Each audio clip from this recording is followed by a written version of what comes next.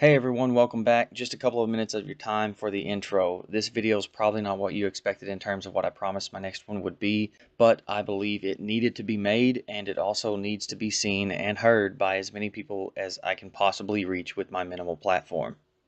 Even though I've tried to be fair in my presentation of facts and investigative findings, I'd be naive to think people don't see which side of the Johnny Depp versus Amber Heard case those facts have pushed me toward.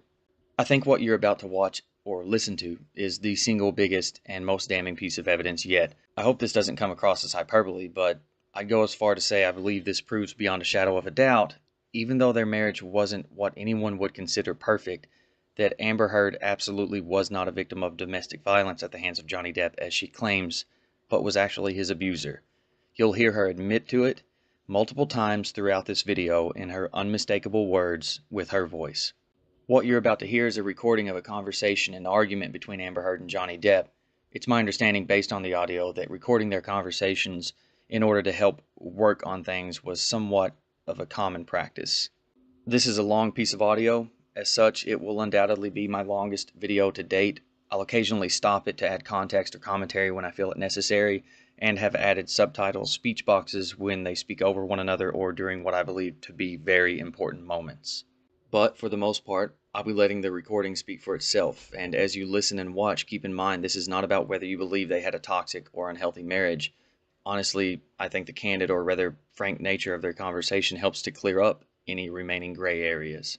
This is about if Amber Heard lied when she claimed she lived in constant fear of Johnny Depp and suffered emotional, verbal, and physical abuse their entire relationship anytime she questioned his authority or disagreed with him, or sometimes for no reason at all. Listen and focus as she transforms from hostile, angered yelling to maniacal mocking of her victim to what I believe is a classic abuser tactic, gaslighting, controlling, and manipulating him with guilt. Unlike my other videos, I won't be adding audible bleeps for cuss words. I want you to hear everything exactly the way it is, so this is your warning. Also, I feel the need to warn anyone who may have triggers from hearing content of this nature. I know a lot of people who watch my videos are abuse victims themselves, and to you I say I'm terribly sorry if this ignites a bad memory. I'll try to remember to put timestamps to key points if anyone needs to find something quickly. However, I do encourage you to find the time to listen to this from beginning to end. So here we go.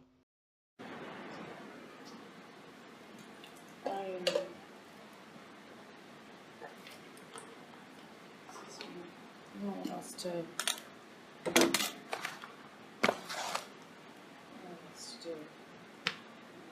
I can't hear you, baby. I'm sorry. I don't know what else to do.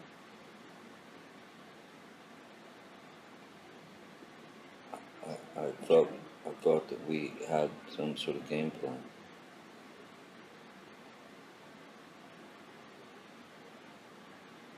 I told you what I needed. You said we should make a list, but yet you don't.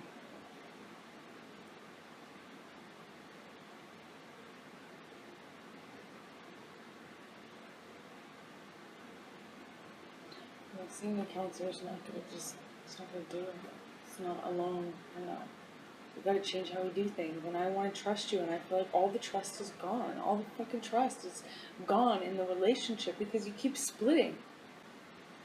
I'm not gonna be in a physical fucking altercation Don't. with you.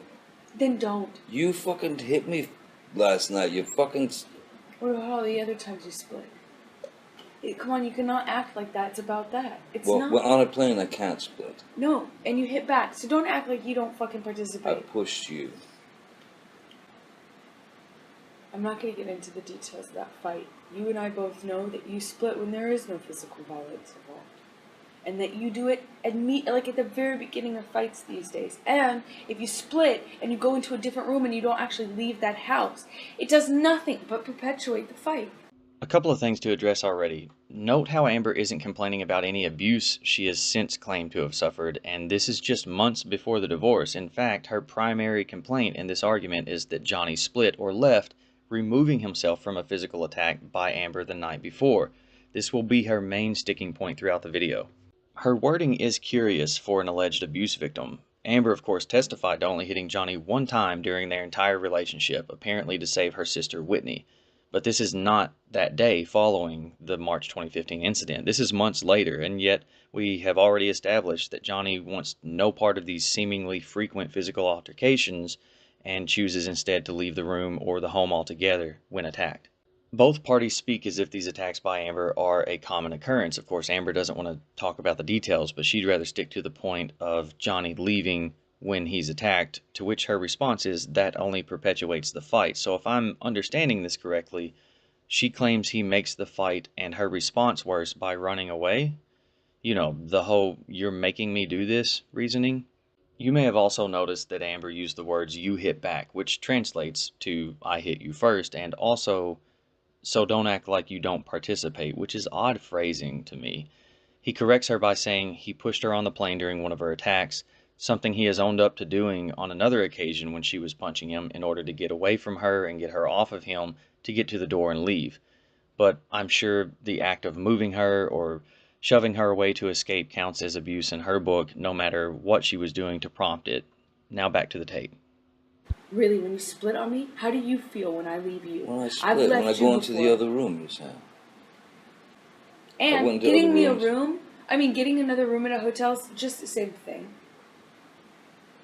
When did I get another room at a hotel? You text Steven or Nathan in Toronto to get you another room. It's chronic. It happens all the time. And if you do it to go into another room, you do it and you get dressed. You were fucking screaming at me.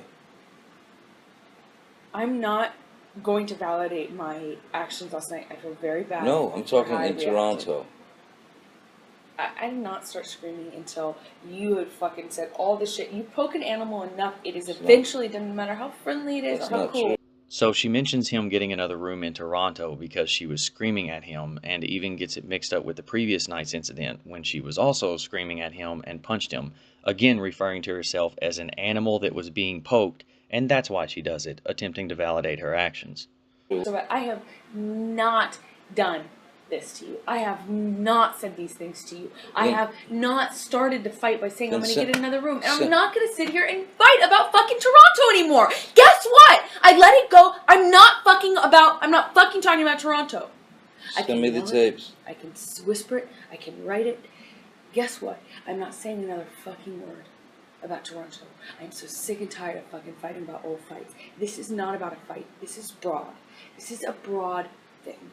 And if I'm telling you every single time you get dressed and you fucking split the top of a fight, you never fucking try and work it out, you never fight for me, you never come to me, you never self-calm, you never self-soothe, you're never the one to throw the olive branch. I'm sick and tired of it. It needs to fucking change. And you can go, I can't meet those demands, I can't do it, or you can fucking promise me so I have a modicum of safety, I feel a modicum of respect, a little tiny shit sliver of fucking like, you are in this whether it is good or bad, whether it is good or bad, down and up, lows and highs, tough and easy.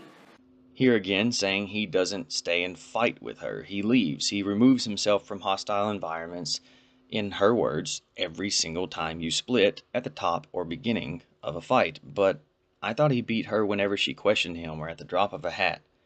Also notice how much she doesn't want to talk about her abusing him, saying this is not about a fight, but rather the broad subject of him leaving when a fight starts. And you may have caught on, she uses the terms needing safety. You'll realize as this progresses, she's referring to not physical safety, but the safety that the relationship and Johnny are not going anywhere, and she wants to be confident he won't leave, but rather stay and fight through the bad times. You got the tapes. Let me hear them. Send me the fucking recordings. Just text them to me. I don't know how else to say I will to you. I haven't, because we have not been well. We have not been good. When I fucking move out, if I move out, then you'll have them and you can fucking relish them. You won't fucking like it, what you hear. Won't make you happy. But you'll hear what I'm telling you. That was after Toronto. Yeah, that's when we came back here. I know where we were. Toronto, Boston, here, I know where we rehearsals. were. We've been on the road basically since Australia, and I have been at your side. And I have not been filming a movie. Well, we were on our honeymoon. I hope you were at my side. I'm not talking about just a honeymoon, now am I? I'm talking about many months. And was it all the honeymoon? No. I have been at your side throughout it all. You said, why did you come to Rio? And I answered you.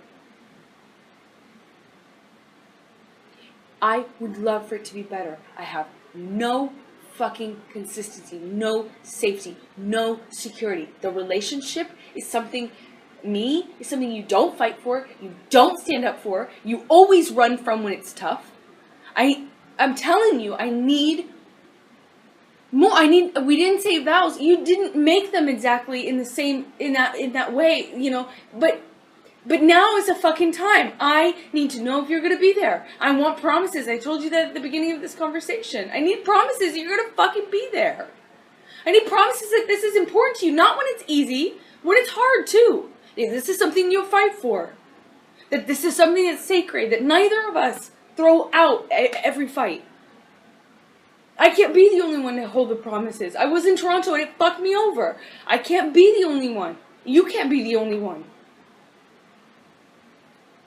If I split on you, all those times that I thought about doing it, we would not be here.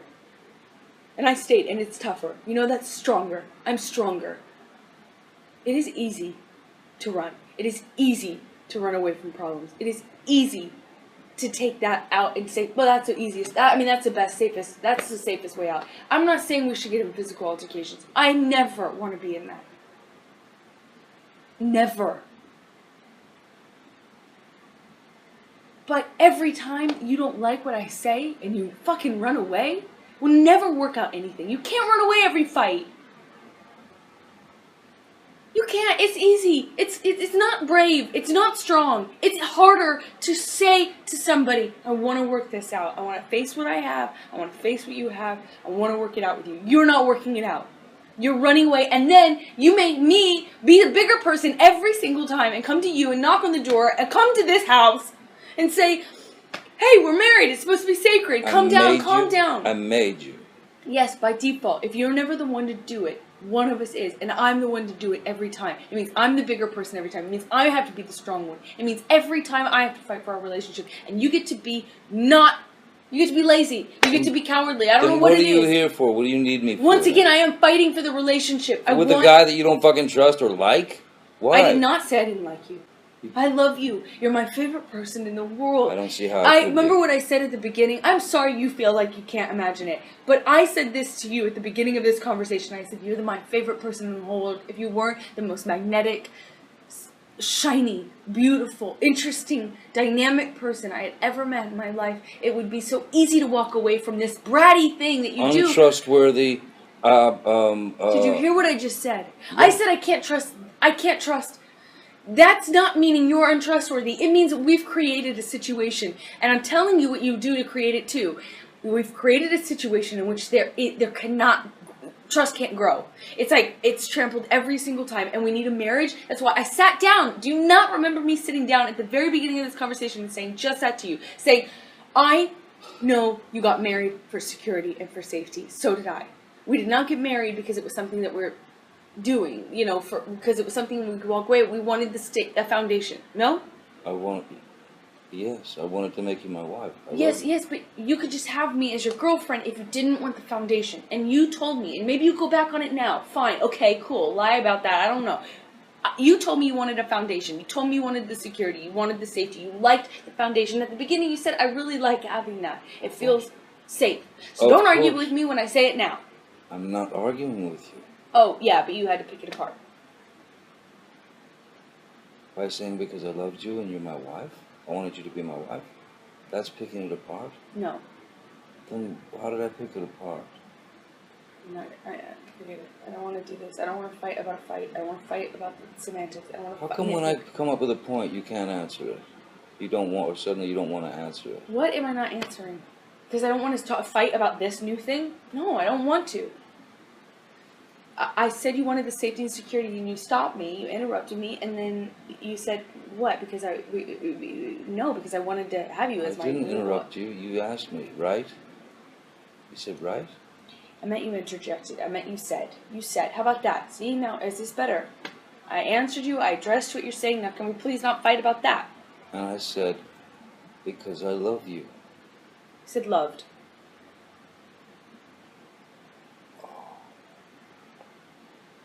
We're talking about a fucking event that's past tense. If I used loved, my apologies. It doesn't mean I don't love you now.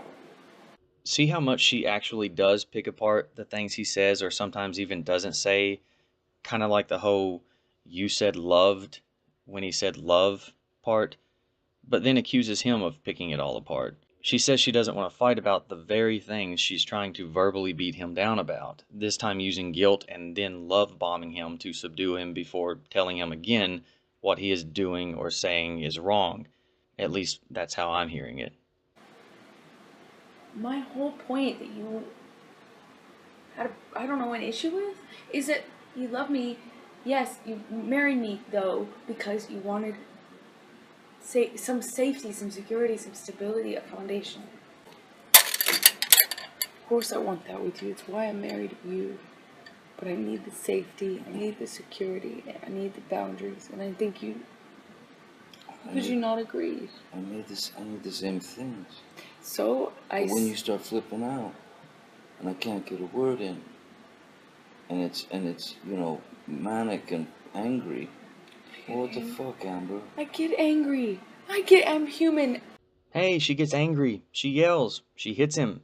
It's human. Let her be human. Notice who the voice of reason here is, saying that he doesn't want to be there and go through it, and because he just doesn't want to fight, which in turn makes her even more angry because apparently that's what she wants him to stay and do, to fight and stop running, even telling her alleged abuser that he isn't brave or strong by leaving, but she is by fighting. Her words, not mine. Just try. Let's both try. If there's anger, if there's something fucking really fucking poking us in the ass, let's try. Try not to fucking fight. Try to address it without jumping down each other's throats, because all that's gonna do is build a mountain of fucking resentment, some species of fucking hatred within the love, and so totally fucking mistrust, because you say you don't trust me. I get it, okay. I'm flake, I'm a this, I'm a that. I didn't All say right. as a person. I was speaking specifically about this. I don't trust the marriage. I don't trust you. I don't feel safe with it because you always fucking bail on it. Well, then That's I don't know, you know. I want the trust back. I don't. You can deflect all you want. Say it's my fault. Say how dare I get angry at you ever. Whatever. I'm telling you. I'm telling you. I don't know. I don't know. You. I don't know what. And the sometimes thing I is. don't. I don't want to fucking be there and go through the shit. I don't, man. I don't. I know. I don't want to, because I don't want to fucking fight. But it doesn't have to be one. It's not like I'm saying, hey, choose fight. You just said I get mad, I'm gonna scream. No, I didn't say that's always the case. I said, yeah, I'm mad. It happens. It happens. Yes, I know. It happens often. If you think I'm some fucking tyrant or bully, then don't fucking be with me. But don't sit here and insult me like I'm the fuck up because I have the But you're the audacity to one get saying mad. that I'm the tyrant and the bully and at the same time the guy that runs away and You run away every single fight. Okay, so I mean, well, then what are you Then I'm not doing lying with me? about it. Then what are you doing with me? I already answered that. We went through this conversation literally 5 minutes ago. I answered this already 5 minutes ago. You just said to me that I shouldn't be with you. No, I said if That's you. what I feel.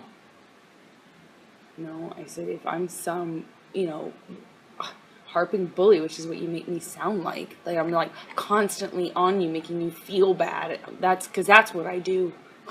And then you ignore everything. You take me for granted. You're ignoring everything that I do for you. You make me sound terrible. You talk about me in a terrible way. You do not fight for me. And then you want to sit here and make me sound so terrible to be around. Fight for you? You don't. Everything I've already explained. No. 10 minutes before. No, fight for you. I don't understand. You never ever do the work. Put in the work. If we're arguing about something, you don't ever try to get to the bottom of it, figure out, make the peace. You want to make it easy on you, so you split. You don't fight for me. You don't fight when there's a problem. You don't come to me. You don't make peace with me. You never extend an olive branch. You're never the bigger guy. You're never the one that's like, okay, I'm going to put my own feelings aside for a second and say, this is bigger than us. Let's stop fighting. You never are the one to come and knock on my door. You take me for granted. It's not true.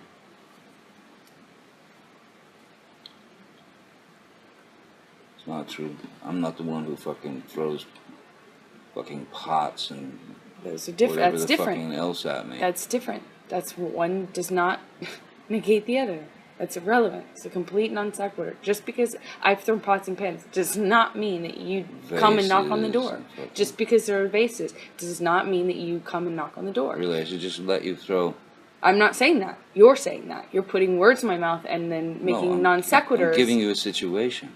No, you're trying to justify how you don't or do come to the door.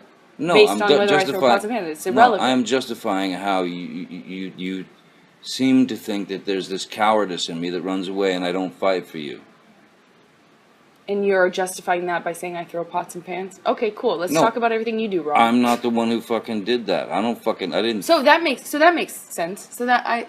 That's clear. Yeah. The only time I ever threw anything at you was when you fucking threw the cans at me in Australia. Why are you trying to justify who throws things based on whether or not you come knocking on the door? I don't because get that why is a one fucking informs the other. irrational and violent fucking maneuver. So a man would want to get out of that area so that he doesn't get so fucking angry that he actually does pop the fucking wife. How does one inform the other? Oh, man. Go home and listen to the tape. Please. That's what they're for. Yes. You listen to the fucking tape. Oh, I'm gonna. So will I. And here we have Amber admitting to throwing pots, pans, vases, and a variety of other things at Johnny, but claiming it's irrelevant to her complaint that he splits because of the attack, and then doesn't come to her to work it out after having the pots, pans, vases, and cans thrown at him. And I'm not skipping over the fact that Johnny did say he threw a can back when she threw a bunch at him. And notice he brought that up, so credit for honesty, while she doesn't even want to discuss it. And neither mentioned that the can actually hit her, nor does she dispute this being the only time and reason that he threw something in her direction. Also, and feel free to leave a comment discussing this, I respect that he would rather just leave so she isn't able to physically assault him to the point he would end up doing something he regrets and hurt the one he loves. Smart move to just leave, at least in my opinion. I'd be interested to know how many people can empathize with that. I'm not going to sit here and promise you I'll never get mad at you or that you'll never fuck up. I know you want to live in a world where everyone just says yes to you and doesn't question you or criticize you ever. Don't insult me like that, please. God, that's not the case. That's not why you're with me. I am honest with you. I'm sorry. You don't want to be held accountable. I get it. I'm not sure you're so honest with me. Well, that's your... Watching you live in front of Travis last night was really a That's your problem, and that's your whole thing that you've created. So I'm not going to sit here and go over every fight we've had. I'm not going to refight this fight. You have something you're holding on to about Travis. Go fuck. You know, go do it. Go run away together. I don't know what you're fucking holding on to, but you have created that. I have no part of that. I don't know what you're fucking latched onto in your brain, what stray hairs have fucking commingled and tangled in your brain to make you think you've really figured some sort of thing out. But this is not unusual for you. It's like almost every fight I can pretty much guarantee you'll find something that you can like manipulate. Let's ask Travis tonight. If you yes, told why don't we him, invite Travis into our fucked up, broken ass, 3 fucking wheeled truck of a marriage? Why don't we crash it straight into the wall? Because no one knows us better than fucking Travis. You're just afraid that the truth will come out. What truth?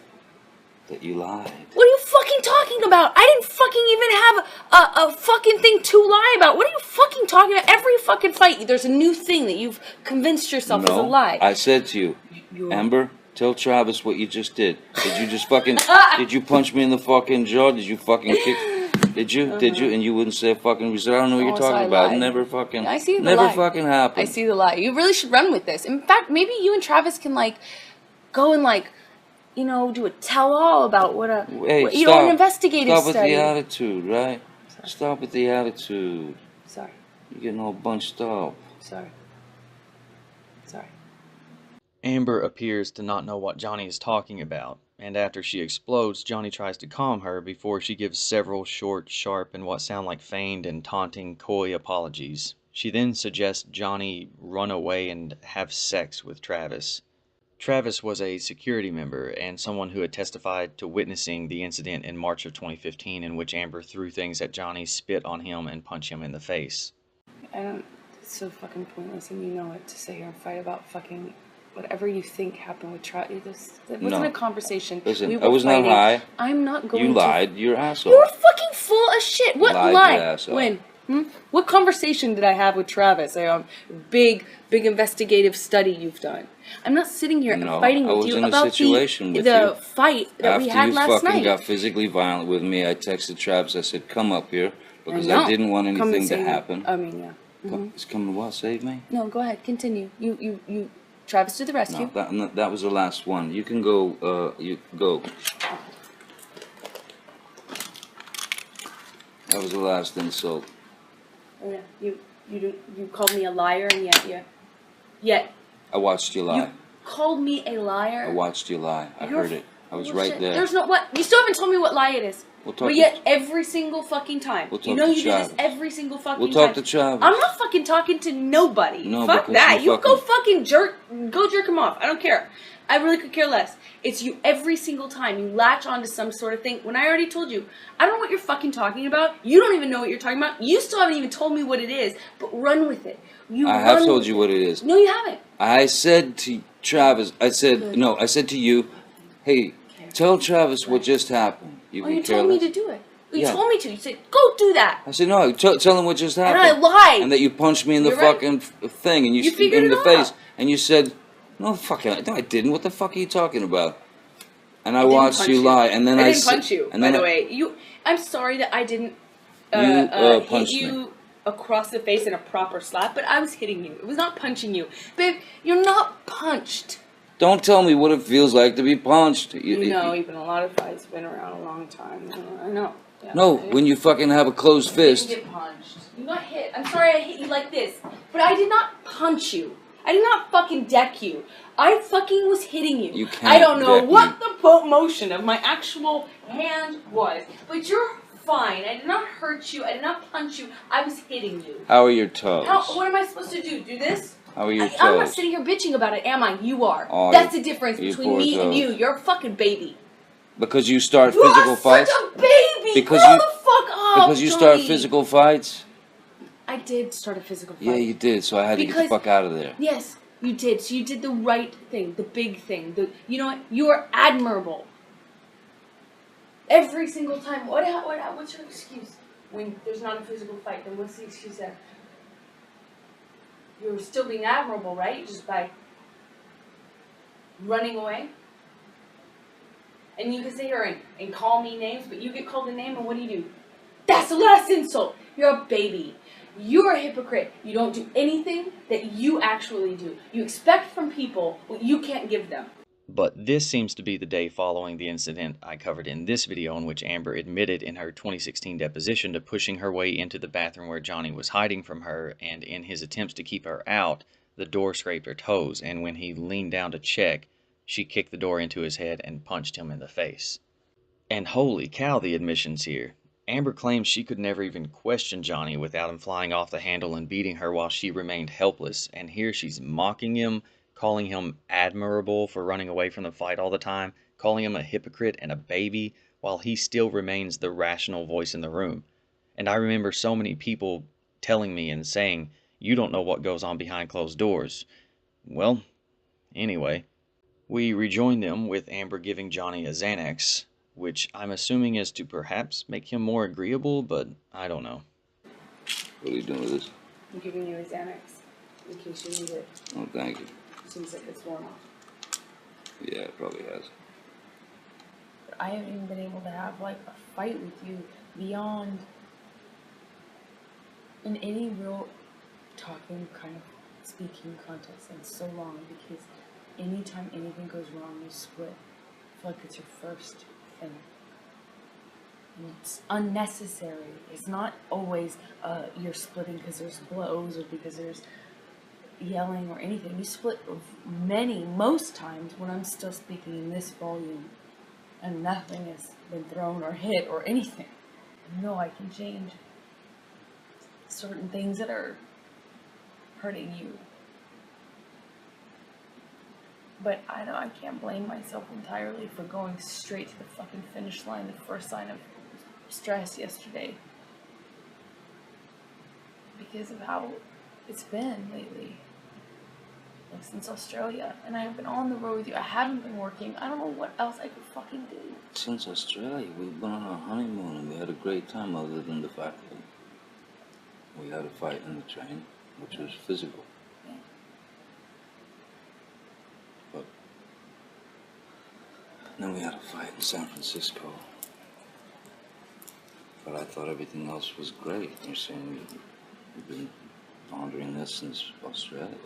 No, the splitting. Me splitting. Like the lack of, I even said this in Australia. I said I feel like it was so good for so long. We'd talk about things. Remember we were allowed to have fights then. Remember we allowed ourselves to say, hey, you did this or you took. Remember we would even have a little argument and it was okay. It was an argument. I don't know what the fuck has changed. I can't figure it out. And I don't mean to criticize anything that you do, but it's so chronic with you, the changes in the personality. It's like sometimes you get these clear months and you're this different person and it's wonderful, you're this, and then sometimes I'm like struggling to stay connected with you, struggling to have 5 minutes with you, struggling to connect with you, struggling to have my friendship with you, and I can't fight with you. It's like, but they're so chronic that I have to go, what the fuck has changed? What thing has changed? Do you not remember how different? You were so different. You allowed me to...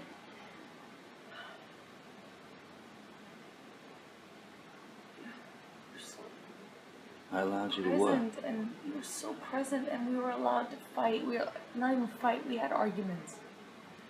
I mean, you've given me this time here on the couch, and it's amazing that we can actually talk. But I never feel that safe. I constantly feel like you're about to fucking split, and I don't want to feel like that. You made me feel meaningless. You threw me out of the room. Yeah, why wouldn't I if I know that you're about to split? I mean, that's what I'm saying. You always split. I wasn't about to split. You always split, so that's... Why wouldn't... I mean, I do blame myself for my actions. I was laying in bed watching television, man. I was laying in bed watching television.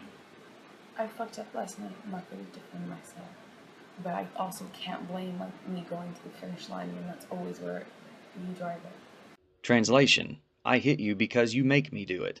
I'm not going to defend myself for hitting you again, but when I do, I'll say it's your fault for making me so angry. But you're saying you thought you were sure I was going to split. But always. I mean, that's just... why would I split if I'm laying in the bed with you watching television? Anytime I tell you that I'm unhappy with anything, and it's typically the same thing, anytime my voice and complaint, I'm not allowed to have a complaint. I'm not allowed to think anything wrong. I've told you this 1,000 times. 1,000 times I've said this to you in calm and in fights. Baby, I don't feel like I'm allowed to just have a complaint, and you aren't allowing me the luxury of us just being normal human couples. Like, as soon as you get mad, you take off on a train. It's something, because it's not, it's chemical, it's strong. No. It's one day you were different. It's the same. And it hasn't been back. It's the same changes that are happening in you. It's exactly the same. Huh? Everything wish that was the case. That is the case. I have always allowed you to fuck up and be a human. I've always been able to have a communication with you. The difference is you make it so we cannot even communicate at all if it's anything negative. You go, you take off on a train, you don't get off. You don't come back around. You don't honor when you say, I just want a few minutes or I want a little time, but I'll be back. You don't assuage the the anxiety and the stress that gives me and makes things worse with me by saying, hey, we will, remember Keeper was like, you have to say, I will be back in this amount of time, more or less, and then actually honor it. You have to come back. So I said, oh my God, if he could do that, that would be great. And you never do it. You know, you don't ever honor that. You leave me with way more anxiety, stress, anger, and resentment. But in Australia, for a few months, you were so... So were you. It makes a difference. I wasn't being attacked. I'm not. I have not attacked you any different. I haven't changed. I have not attacked you any different. I never attacked you. I never attack you. Just because I have a complaint with something you did is not an attack. It becomes baby. verbally insulting. It becomes all kinds of shit. It becomes like right at the get-go, yeah. See, that's the problem. If you see any criticism as a verbal assault, of course we have this problem. We're going to have it next time you do. God forbid I have a problem with something you do. We're going to be in this situation. Are you ready for it? Say it nice, man. What if I'm hurt? Am I not allowed to be hurt and be human? That's the thing. You're not allowing me to be human then. You take my humanity from me. You're telling me I'm not allowed to feel things and I'm not allowed to react because to protect you. Last night happened because I was at Isaac's for too long. Next door. It happened because we could not communicate. And for what? For what? What did we gain from this fight? From me just... You know, the horrible fucking act of me being over at Isaac's for just too long for you. I did not cause this because you were at Isaac's. I mean, you lie to yourself. Go ahead. You're just lying to yourself. Then why were you upset last night? This did not happen because of Isaac's. This happened because we're fighting. This is not about Isaac's. We actually haven't really even talked about that. We spent 2 seconds on it because it's not about that. You know it's bigger than that. The point is I voiced a complaint. It could be anything. You could say, baby, you did something to hurt me. Which you did, and you admitted. Why didn't you say that? You admitted that you would feel that way too, and you said sorry for it. That would have been great, but I could not feel safe saying that to you because I knew that your reaction would very likely be a defensive explosion and an attack and freak out and get up and walk away and all this stuff. So I wanted to avoid it. So I took an Ambien to try and go to sleep without even having to speak to you about it because I was really hurt that you fucking left me stranded. You didn't think about me. You didn't text me. All the things that you apologized for. You already apologized for it. Can you do me one small favor and not take it back? I ain't taking it back. Thank you. Stop defending it, please. You already apologized for it. It meant a lot to me. Do me one favor today. Don't take that back. This isn't about Isaac. You know it. This isn't about Isaac. You know it. It is about us not allowing. Is it about me showering? No, it's about you not allowing me to have any problems with you or be upset at you or mad at you or even hurt by you at all. You do not allow it. If you could have just said in a kinder way, a nicer way, like, listen, I feel fucked over by what you fucking just did. You wouldn't freak out? No, I would say fucking, what is it? Like what? And fucking too long at Isaac's, you said you wouldn't be that long or whatever, you shouldn't. I feel stranded, I felt fucking left, whatever. What am I gonna fight with that? Why would I get mad at that? Oh my God, the first thing you do, I don't have to text you and all, I mean, you just it would be shitty, it would be a fight, it would be terrible, it would not be... It was a fight. Yeah, it was. It was a fight. And it shouldn't have been, and so then the Isaac thing was the impetus because you were that was a lot of what you said today. It was the impetus, but it's just a small example of a bigger thing. You know it's bigger. Okay, so it's a bigger thing. It's coming from back in Australia. No, it's like Australia, we were allowed to fight. You can't sit here and tell me I can't feel things and I can't voice them to you. If we say to each other, you can't get mad and you can't be hurt by the other, then we're living in a fucking motherfucking fairy tale. Look, then of course, nobody is able to and shouldn't hold shit in. But we can go to the other person and say, look, man, I feel fucked. I feel shit. I feel this. I feel that. And then we can assess how you feel. Well, fuck, I guess, oh shit, I see what you mean. You know, I see what you mean, I get it. Or, fucking, I don't understand what you're saying, and you're wrong, and you're the, whatever. But it's going to be the latter, and it's been the latter for months now, where that's your reaction, is not ever admitting wrong, ever doing anything wrong, ever admitting it. You always go straight to you're wrong, fuck you kind of thing. You don't say fuck you all the time right away, but I'm saying always.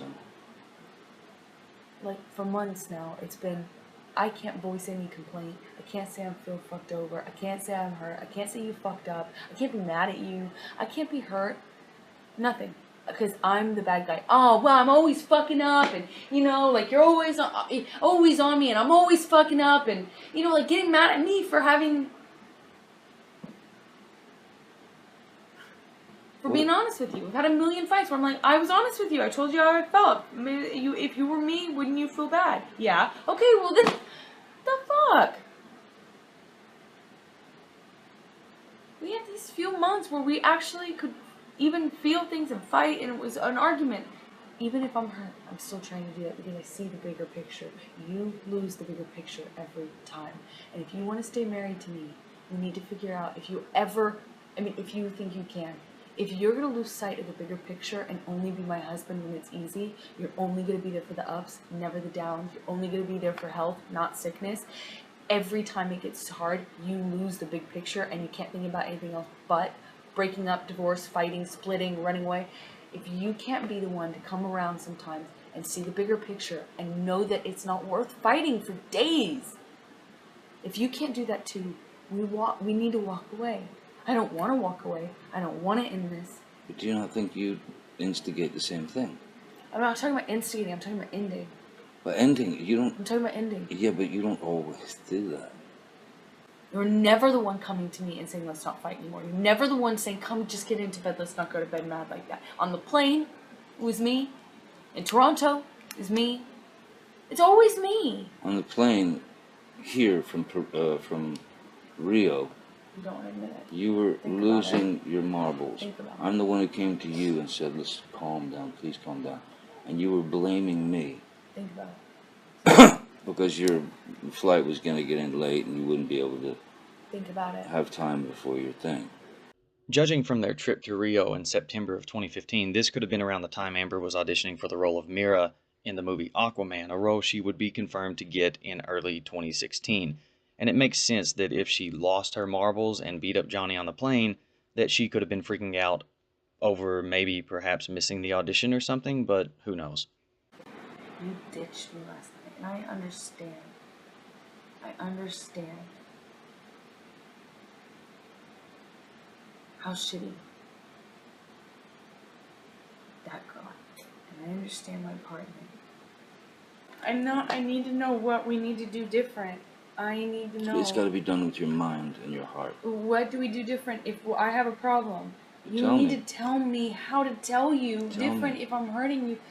You need to let me be able to be mad. Sometimes you're going to make me mad. I'm a human. I cannot live where it's like... Well, then it's the same thing goes for me then. You're going to have to allow me to get mad. Yes, exactly. Okay, but I get mad and then you start fucking yelling. I don't have to start yelling. I think I start yelling once it gets fucking heightened. I've gotten a lot better about that. It's just only... I only start yelling when it's fucking hour 11 and we're really in it. Yeah. You haven't gotten better about that. Otherwise, we wouldn't have had 3 physical fights in the last month and a half, 2 months. I'm talking about the yelling. Let's both pay attention to how we talk to each other. To respect each other. You know, we're not going to do that all the time. Sometimes we're going to be shitty or whatever. Of course not. But we make a promise to each other about the rings and the divorce. No rings, no divorce. We promise each other. Please, I want it so bad. to feel like the marriage I promise you. worked so hard to make happen is like meaningful. Wait. The marriage I worked so hard to make happen? Okay, carry on. Don't talk about making the wedding happen. Talk about the 4 years we've spent together, please. Yes, but I want to make. I have those 4 years no matter what. But I fought for that wedding, and we had that wedding, a beautiful wedding. For what? If we don't, I want to like it means something. That there's some. Yeah. It did mean something, and it does mean something. And I didn't get married to you to fucking. Just fucking, 17 more fights and it's fucking over with. We got married, I knew the fucking fights weren't gonna stop, but I thought maybe it would curb them a little.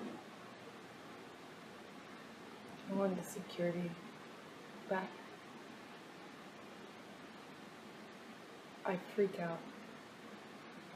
out and cannot make normal decisions, calm decisions, or ones from the heart where I'm thinking of you more than me when I feel like you're splitting on me all the time, when the marriage is on a rock. I make the same mistake about throwing our marriage around. I won't do it again. I'm not going to do it again. Okay? Please. I'm not, I promise. But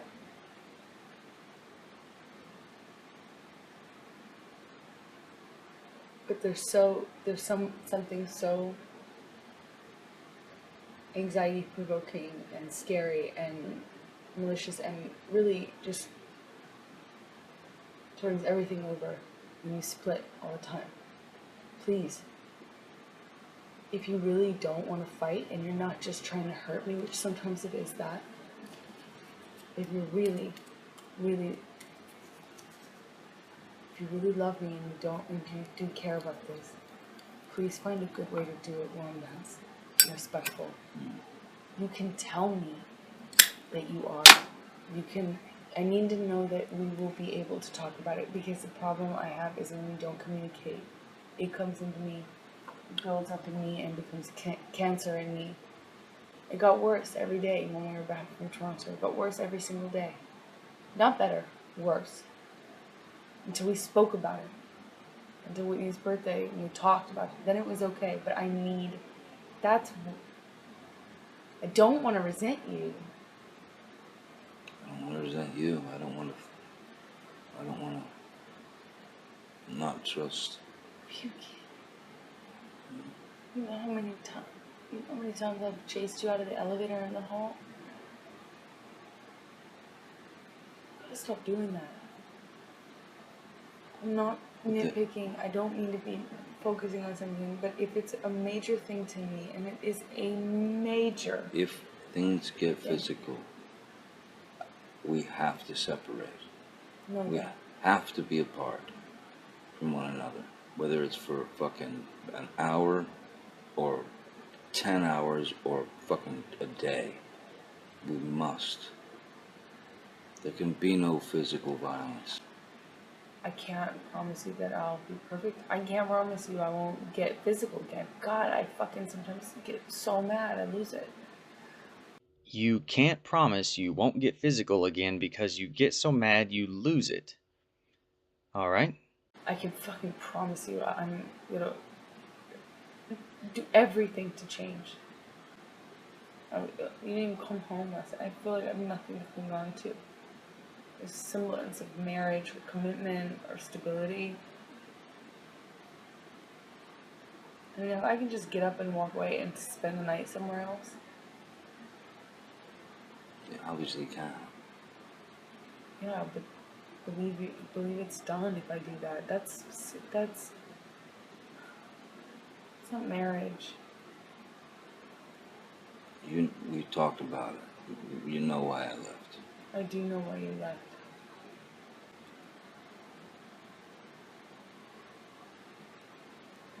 I'm saying now that I won't do the same thing. I mean, that I will not do that. I will not fucking leave until Promise. some rational decision is made. If it's the end, it's the end. If it's the fucking, if we can keep going, we'll keep going. But yeah, promise. I promise you. I promise you. I hope you can trust me. I don't want any loopholes, any, oh, it's okay to leave, it's acceptable to do this, or it's acceptable to say this about like splitting or breaking up or leaving. We should fall asleep together every night. Ideally, never mad. Ideally, never mad. I'd love to say Of course. we could promise that, but I don't know if it's possible. I'd love to strive for it. Yeah, you weren't ready for that last night, for sure. No, I fucked up last night. I'm really sorry. And it's affecting not just me, it's affecting our marriage. It's affecting how I trust, how I resent you, how I like you without the fight being happening. No, I know, but when I'm not trying to rub your nose in it. I feel sometimes like you omit something, you acknowledge it, it'll be beautiful, and then you'll go back on it, kind of in your in the vocabulary after, and then I feel like, wait a second, is he taking it back? You know what I mean? I do know what you mean, but like I said before, man, there's not. I don't have I haven't cornered the market on that. You know, when you start the fucking yelling, there's, you know, it fucking gets crazy. You know, it gets fucking crazy. You know, and that makes me not feel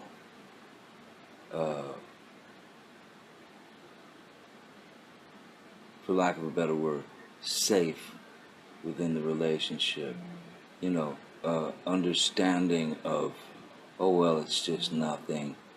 Because if it keeps going, if it's always sort of there, then you know, I worry. Yeah, I fucking worry about the marriage. I worry, how much longer can I deal with this? How much longer can she deal with this?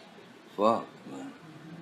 So I've had the same trust issues. I've had the same disappointments. I've had the same, you know, maybe not to the degree you have. I'm assuming so, but yeah, man, when you start fucking honking, you know what I mean? It's pretty. Call it out. Call me out on it and help me. I will try. Help me, because you might not even realize I'm doing it, but you've got to help me.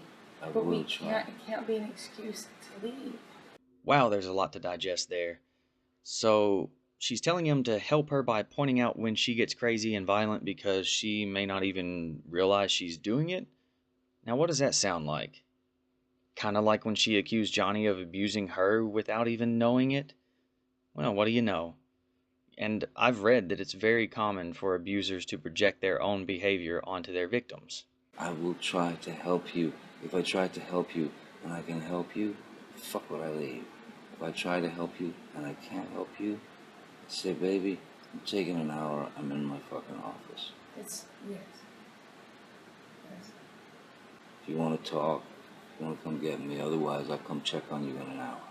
That would be really helpful. All right? And I promise you I'll leave you alone for that hour. I promise you I'm not going to freak out. I just want you to have your time to be able to calm down, or my time to be able to calm down. It really helps if you give it time. If it's not just say an hour. Even if you just say it will, you know, like I promise to resume this. I just need to know that we will talk about it. Otherwise, I'm dealing with cancer.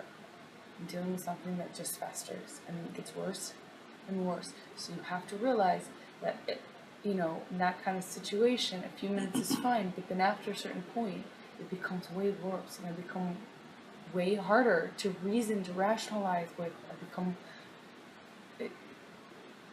That Kipper can tell you. He says he's the same way. That's how I work. And you work a very different way. We need to meet in the middle, you know?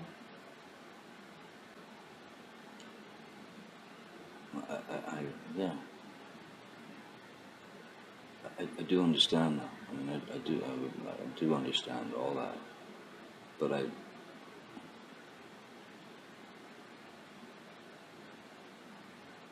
also want you to understand that,